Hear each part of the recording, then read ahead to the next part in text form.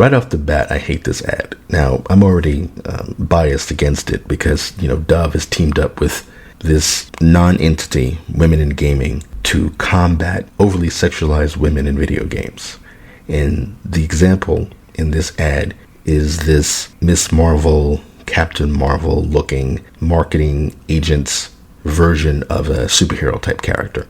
So this character, video game characters don't look like this. Not really. Maybe Fortnite might have somebody who looks something like this, but she's not overly sexualized at all. Besides the fact that she looks like she's going to sell you mouthwash or something. The only thing that she has is that she's slim and she has boob armor, which I know feminists hate. You see old tweets from Anita Sarkeesian complaining about the Mandalorian women having boob armor because they have this weird obsession about pretending that there's no difference between men and women. And especially, I don't know, there was a tweet, and probably shouldn't bring it up because I don't remember. Somebody else had showed this tweet, but there was this tweet where this woman was saying basically she wished she could be a man because all you do is sit around and talk about boobs all day. And it's like this, you have no conception of what men actually talk about or think about. Sure, men like boobs, they like butts, they love women, blah, blah, blah. But it's not this thing where just because an idealized sexy character exists in a video game, this Cynthia woman is a victim. Like this whole stupid ass ad campaign and this whole push about empowering women is only done in context of what they think men find attractive. So these are clearly feminists pushing this, and they just don't like the idea that men find attractive women attractive and that they want to see attractive women in media.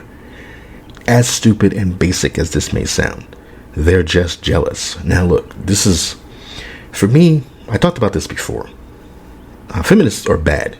There may have been a time where they did good, but right now, in this day and age, in this point in time, they're the bad guys. I did a video saying that feminists wanted to be men, but I think it's even more pernicious than that. Feminists are misogynists. They hate women, and they hate femininity, and they hate beauty because they relate all these things to how men perceive women, femininity, and beauty, or again, how they think men perceive it. All those people who lost their minds at J. Scott Campbell's drawing of Mary Jane, where she's sitting on the couch thinking about Spidey, and she's got little hips and nice bust in her little shirt or whatever. The average comic book fan, straight man, straight teenage boy, will see that picture of Mary Jane and go, that's Mary Jane. She feels upset because Peter Parker's going off and something bad could happen to him, so she's worried about Peter Parker. J. Scott Campbell drew it. Mary Jane looks good. And then they go on with their lives. But for feminists, they frame everything as if women are being harmed in reality because G. Scott Campbell drew a beautiful, sexy woman sitting on a couch. So this ad treats gamers as if they're complicit in making women who look like this Cynthia woman feel bad about themselves. It's insane. Because my thing is, it sounds stupid, it sounds really basic to say, oh, these women are just jealous and that there's an attack on beautiful women. But that's really what this is all about. SJWs excel at pretending what they're mad about is deeper than it actually is. Again, J.K. Rowling, the Hogwarts boycott wasn't about protecting trans people from harm and about J.K. Rowling using her platform to spread hate and all this bullshit. It wasn't about that. They just wanted to punish J.K. Rowling. They wanted people to stop caring about Hogwarts and Harry Potter. And because they couldn't do that, they got mad and they kept attacking her, and they attacked people who publicly said, I'm going to stream the game. And they framed themselves as the heroes and also as the victims. But they're just jealous morons. That's all it is. This campaign is not about empowering women. All they have to do if they want to empower women is make their own video games and sell it to girls who somehow need to see themselves in video games. But that's not what they're trying to do. What they're trying to do is further push what's already happening in video games. Deglamorizing, uglifying, deboobifying, desexifying women in games. Lara Croft, She's nothing like she used to be. Like, with the graphics we have today, Lara Croft should be absolutely gorgeous. She shouldn't, like, the best looking Lara Croft is the old, you know, like 3D polygon looking monstrosity. You know, she's better looking then than she is now. They completely deglamorized her over the years. Aloy, she's like, what, 18, 19 at the most. She looks like a 30-something-year-old woman. And just, they do it to so many women. Tifa, they deboobified her in the remake. Ashley, they took away her skirt and they gave her a skirt. They do all these things because, for some reason, male fantasies have to be responsible. Like, a man is not supposed to fantasize about an idealized female form. He's not supposed to get off on seeing a sexy woman in a sexy outfit or a sexy revealing outfit. Like, there's a girl out there who's fat and unattractive, who's going to feel bad that she's not the subject of a male fantasy. So it's male gamers' responsibility to play games that they're supposed to find escape, you know, into, but they can't get away from, you know, just the average unattractive woman in their lives. And the thing is, okay, so this is one of the most horrible times for men in a lot of ways, which is why, like, Andrew Tate and Red Pill is so popular. Men feel disenfranchised, they feel disconnected from women, and men have their own issues, like not taking care of their shit, self-pity, all that kind of stuff. Fine. But to act like men have this great power in patriarchy, where just an average gamer is sitting at home, playing video games, enjoying an attractive woman, is somehow harming the development of girls and women in the real world, is bullshit. It's not up to gamers overall, male gamers, to like give up something that they enjoy or be forced into something simply because we need to empower women. Everything is always about pampering women and taking care of women. Like video games, especially type of video games that they're talking about, like fantasy games and action games and stuff, is primarily a male hobby, a male activity, a male genre. And it's fine for women to be a part of it, but if they don't like it, like the stupid ad says, 74% of women feel underrepresented in video games. Well, make video games for them. You know, make more Animal Crossing. But they don't want to do that. They want to take Tomb Raider or Call of Duty or something, and they want to force all of their SJW ideas into those games and force men to put up with a woman with a hook in World War I blowing up tanks and shit. Like, women have to feel represented in games. It's not even their genre. It's not even mainly their hobby. You know, most of them are playing mobile games. And again, if women want to play games that men mostly play, that's fine. But you're in our world now.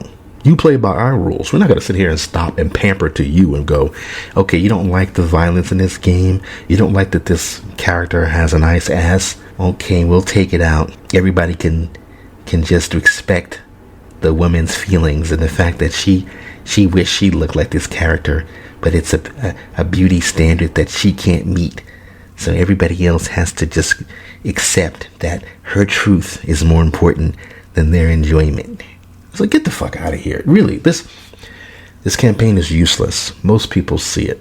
Even women are talking about, hey, look, I don't play video games to see some fat chick as the hero. And, you know, those character creators in like role-playing games and stuff like that, you can create any type of character you want. And again, if you want to see women who look like Cynthia, and what's so funny about it, why does this always happen when feminists and SJWs decide that there's a problem in media that needs to be addressed?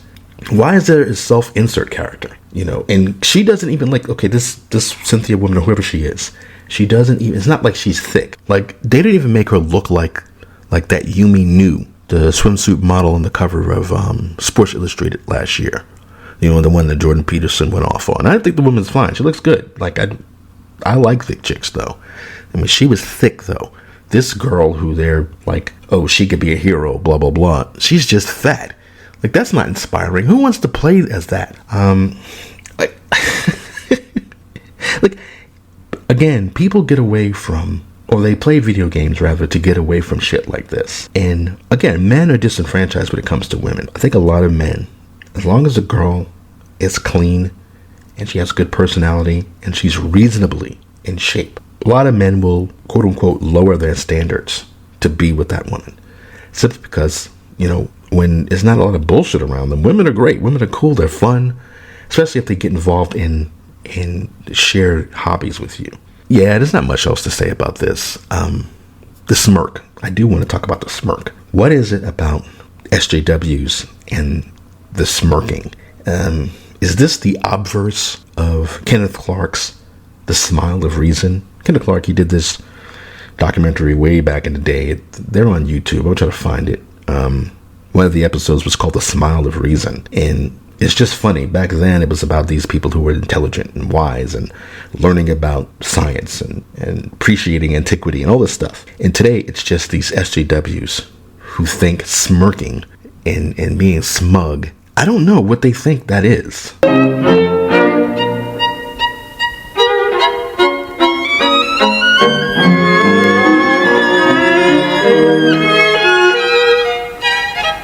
What witty, intelligent faces. They're the successful dramatists of 18th century Paris, and their busts stand in the foyer of the French National Theatre. That theatre which for 100 years did so much to promote good sense and humanity.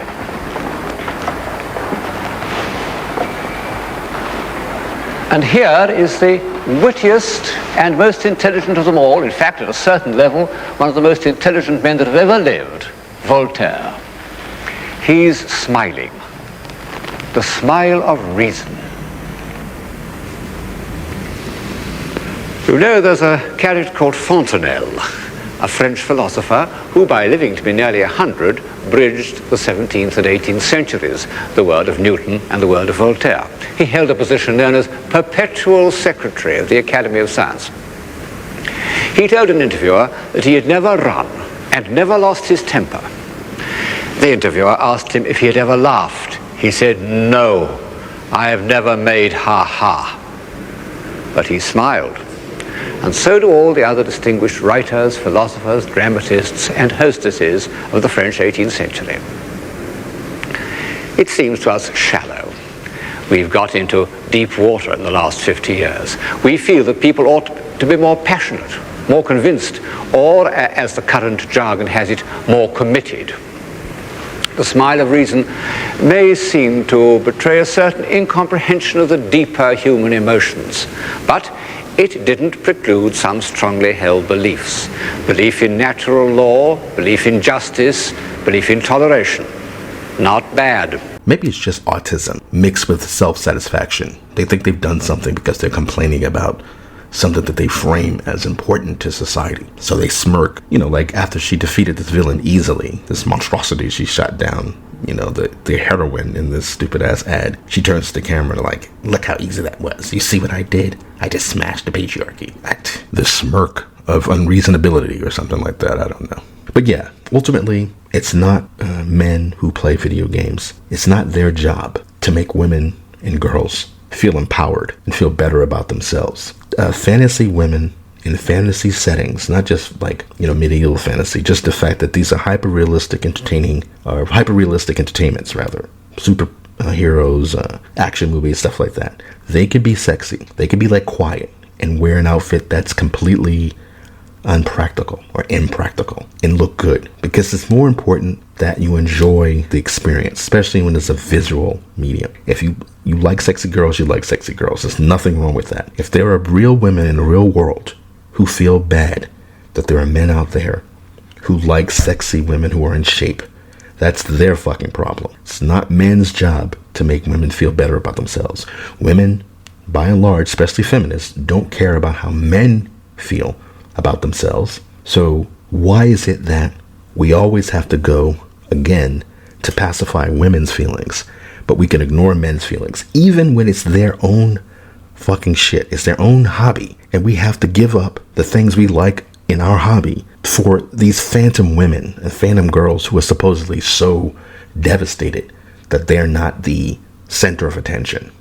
And again, this whole thing about we're fighting against women being over-sexualized in video games. Not only was that woman the example that they showed in their own ad, not overly sexualized, feminists actually do not have a problem with women being overly sexualized or being presented as sex objects and objectification. They don't have a problem with it. They just have a problem with the type of woman that's being objectified.